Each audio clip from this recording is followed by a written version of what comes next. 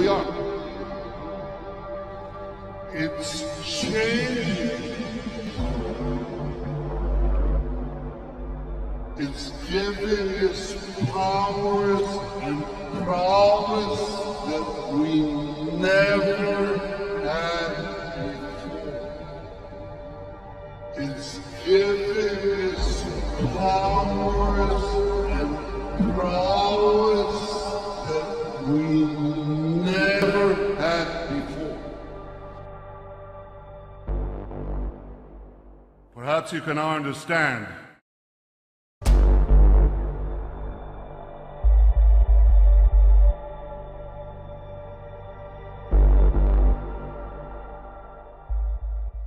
Well, here it is.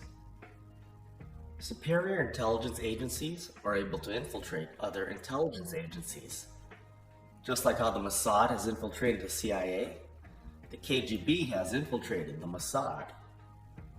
And within the intelligence community, the KGB is even seen by some as the forefather of the Mossad.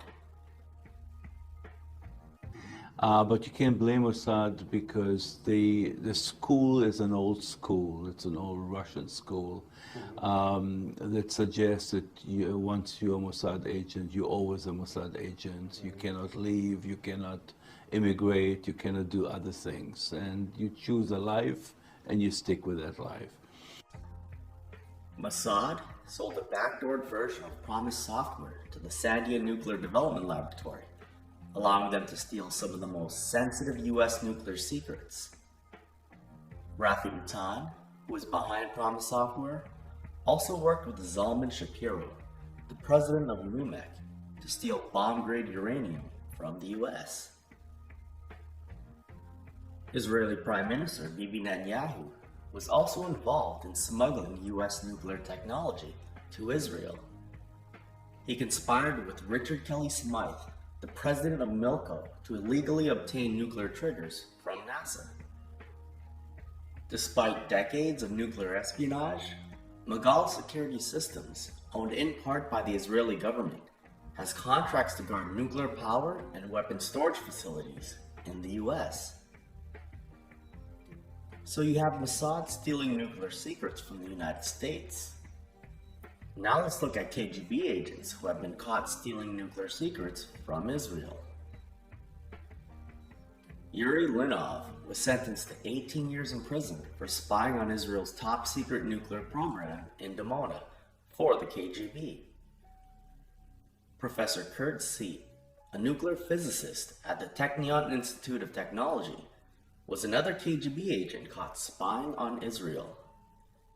He was sentenced to 5 years in prison for passing secret material to the Soviets.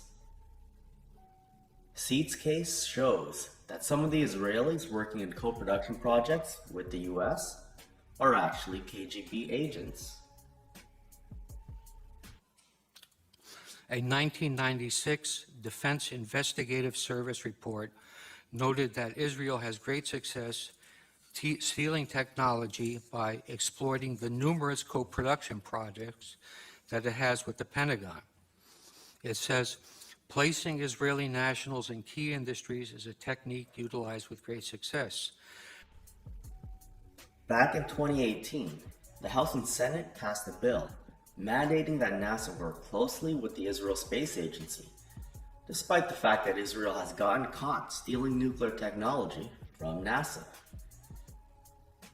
Professor Sandra Troyan sued Caltech University for trying to ruin her career after she told the FBI that an Israeli scientist passed NASA rocket secrets to his government. In 1991, Jimmy, whose real name is Samuel Maktai, confessed to spying on Israel for the KGB and was sentenced to 7 years in prison. He immigrated to Israel in 1972. After a couple years, he was appointed to a classified position in Israel Aerospace Industries Engineering Division, which at the time was working on the Lavi fighter jet, built by US technology. According to the documents released by KGB archivist Vasily Mitrokin, Jimmy provided the Russians with a lot of information on that project and on other secret matters. So in these co-production projects, you have Israeli aerospace engineers stealing technology from the US. And you have Russian aerospace engineers stealing US technology from Israel. Alexander Radelis, the former coach of Israel's national table tennis team, was sentenced to 4 years in prison on charges of spying for the KGB during his IDF service. Dr. Israel Beer, former liaison officer on intelligence to then Defense Minister David Ben-Gurion, was sentenced to 7 years in prison for passing data to the Soviets. The Shin Bet is Israel's equivalent of the FBI.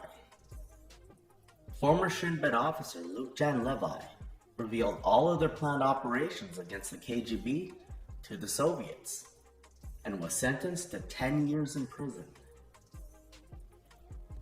Gregory London, an engineer who was recruited by the KGB, immigrated to Israel in 1973. He worked on the maintenance and upgrade of the engine for the Israeli-made advanced Merkava tank and was sentenced to 13 years in prison for passing that technology on to the Soviets. Dr. Marcus Klingberg was the KGB's top spy at the Israel Institute for Biological Research, where Israel reportedly developed silent assassination measures used on occasion by the Mossad. He was arrested and sentenced to 20 years in prison. In Israel, many see Avigdor Lieberman as a Russian intelligence asset. While he was Minister of Strategic Affairs, Israel Defense reported that the Shin Bet withheld information from him pertaining to Iran, but gave Mashulon full access to information when he held the same position.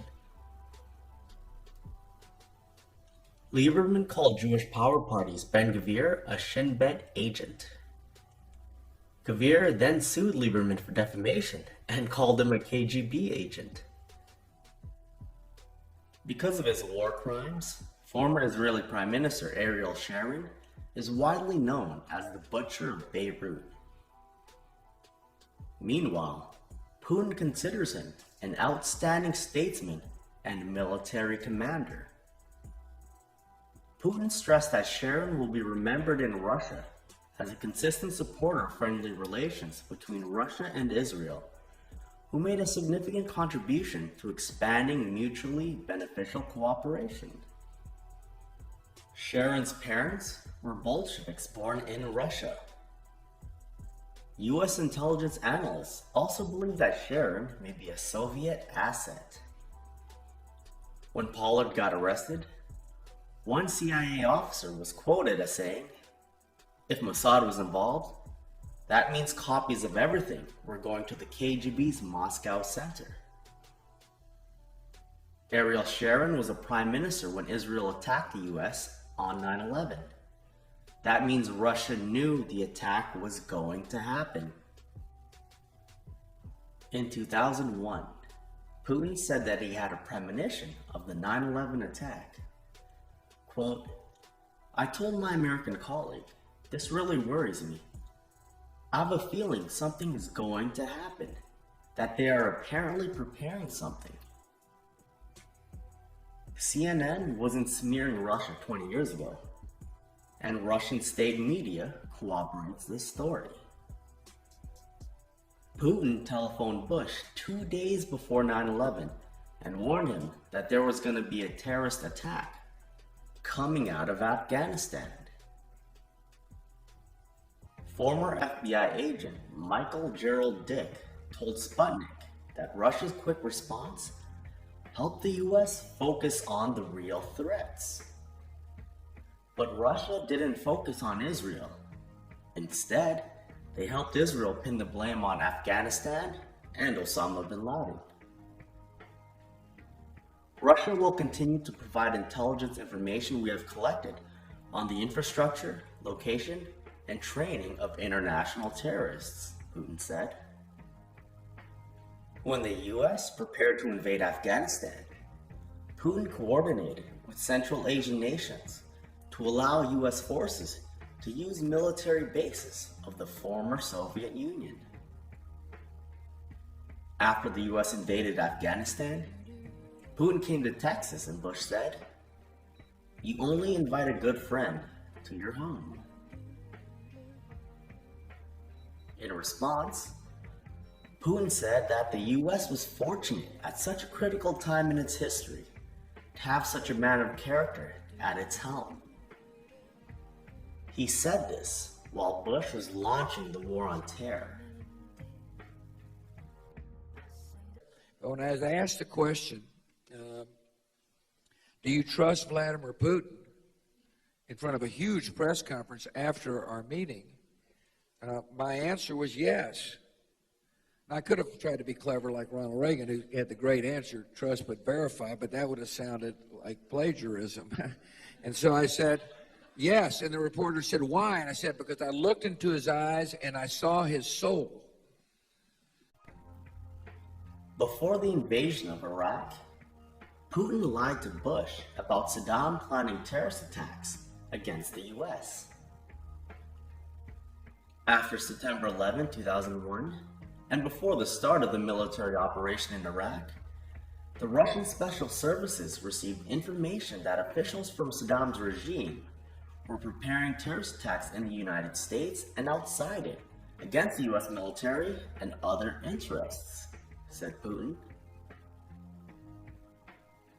Both Putin and Bibi had foreknowledge of 9/11, and both of them lied about Saddam planning to attack the US. I said that the West really doesn't understand militant Islam.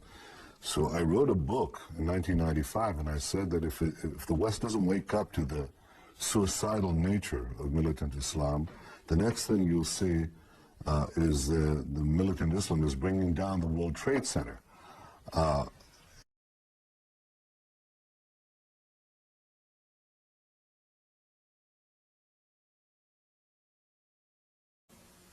Here, it's Saddam's whim. He decides, he pushes the button.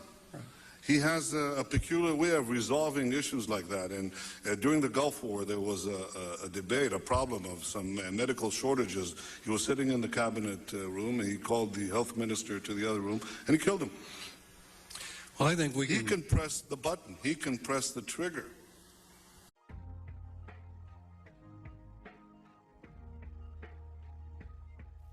Jack Bernstein was an insider, an American Jew who moved to Israel, got familiar with the Zionist and Marxist movements, then decided to become a whistleblower.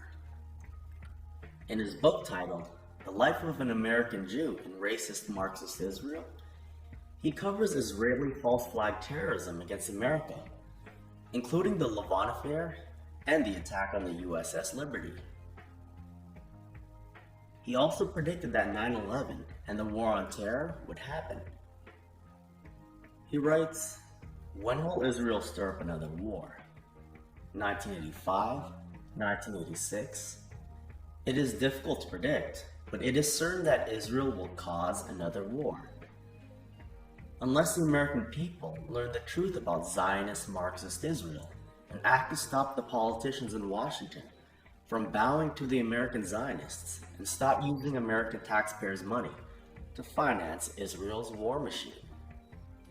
Will you someday be mourning the loss of your son or brother because of Zionist treachery?" He also writes,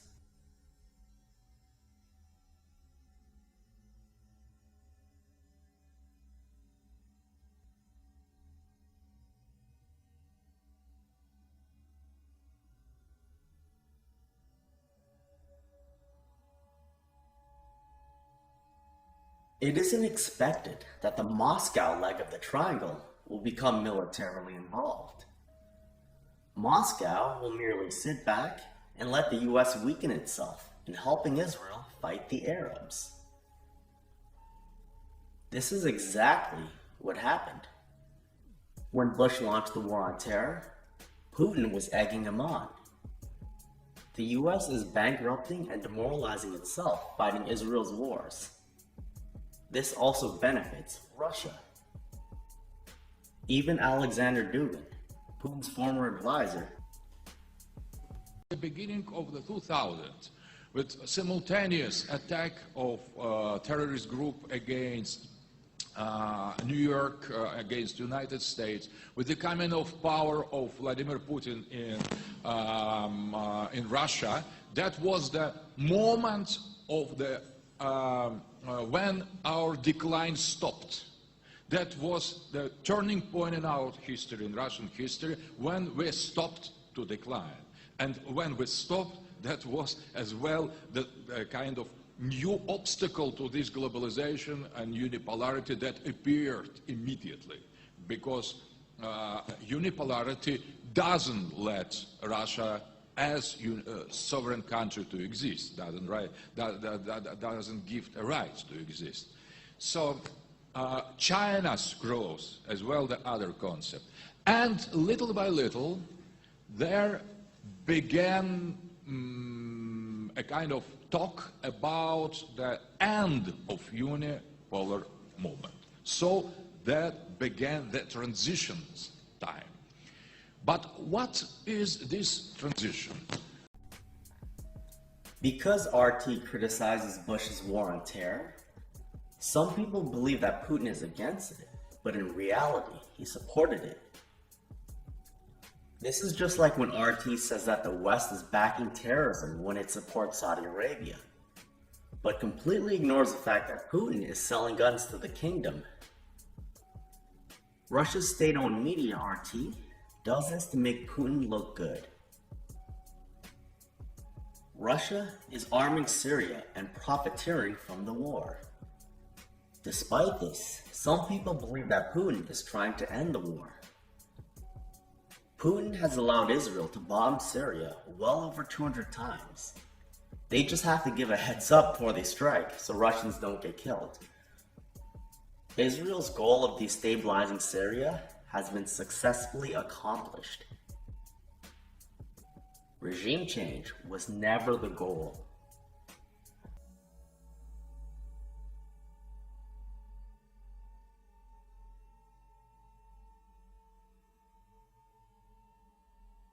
Just over 2 months ago, Russia didn't shoot back when Israeli F-16s blew up a Syrian military complex. Russia still hasn't taught the Syrian army how to use the S-300, and this war has been going on for 8 years.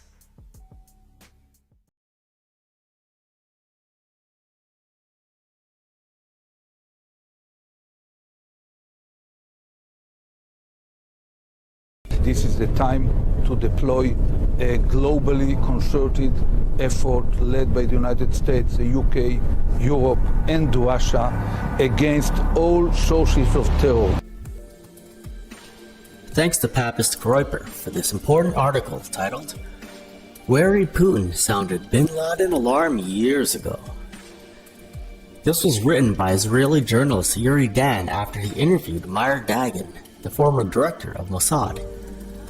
Quote, in 1999, Putin, then chief of Russia's foreign intelligence, asked Israel's intelligence for cooperation in tracking down Muslim extremists in Russia. Major General Meir Dagan told me. Dagan, who had served as anti-terror expert to Israeli Prime Minister Bibi Netanyahu, recalled how Putin told him Osama bin Laden is assisting the Chechen terrorists. That was when a basis for Israeli-Russian cooperation in fighting terrorism was laid. Bibi and Putin both predicted 9/11 years in advance. Israeli and Russian intelligence both warned the US about a major terrorist attack just before 9/11. Israel and Russia both blamed bin Laden without evidence. And now we know Israeli and Russian intelligence were working together during 9/11. If you believe that Israel was behind 9/11, then you have to take into consideration that Russia assisted them. The week before 9/11, Russian warplanes were deliberately harassing US aircrafts over the Pacific. This wasn't an accident. As a result of Russia's provocation, NORAD announced on September 9th, 2001 that they would deploy fighter aircrafts to monitor Russia's Air Force exercise in the Russian Arctic and North Pacific Ocean. NORAD allocated forces were to remain in place until the end of the Russian exercise. On 9/11, NORAD's radars were spread around the periphery of the US, looking outward for potential invaders. Inside US borders, very few radars were feeding neat scopes. In essence, technicians were half blind, trying to separate hijacked airliners from thousands of skin paint returns. At the time, more than 4,000 aircraft were airborne over the nation, most in the northeast sector, which monitors 500,000 square miles of airspace. Do you honestly believe Russia pulling this stunt a week before 9/11 is just a coincidence? They were helping Israel ensure 9/11 turned out the way it did. Why? Because Putin wanted bin Laden to take the fall. In 1999, he wrote, "The same terrorists who are associated with the bombing of America's embassies have a foothold in the Caucasus. Bin Laden himself is helping to finance the guerrillas." Bin Laden supported the Chechens, who Putin wanted to paint as terrorists. Once Bin Laden became public enemy number one, Putin was able to portray the Chechens as the aggressor in the conflict. He won over America and avoided sanctions from the international community at a time when Russia needed to rebuild. For example, in 1999, when Bush was just a presidential candidate, he said that he would suspend foreign aid to Russia if they didn't change their Chechnya policy. He also said, "I think Russia has stepped over the bounds. I think the idea of bombing innocent Russian women and children has stepped over the bounds of international norms." Now let's look at what Bush had to say about the Chechens after 9/11. Quote, "The people who seized the hostages were killers, like the people who carried out the attack on America. Some people are attempting to blame Vladimir, but it is the terrorists that ought to be blamed for everything. I'm not condoning any violent responses by the Chechens, but Putin wanted to win over Bush and he got him hook, line, and sinker. After the 9/11 false flag, Bush completely switched his stance on Russia and these two became best buddies. Bush said about Putin, "You only invite a good friend to your home." In response, Putin said that the US was fortunate at such a critical time in its history to have such a man of character at its helm. No, it's not only Putin that was lying to Bush. Bush was an idiot surrounded by neocons and other traitors in the US government. This is not an endorsement of the Brookings Institute, but this title they wrote 2 months after 9/11 is extremely accurate. Bush, Putin, the end of the Cold War. After 9/11, Putin loved when Bush launched the war on terror because the US intelligence community completely took its focus off of communism and switched it on to Islamic terrorism. As a result, Marxists have severely infiltrated American institutions and destroyed the country from within. The United States is on its way to Weimar Germany, while Russia is stronger than ever.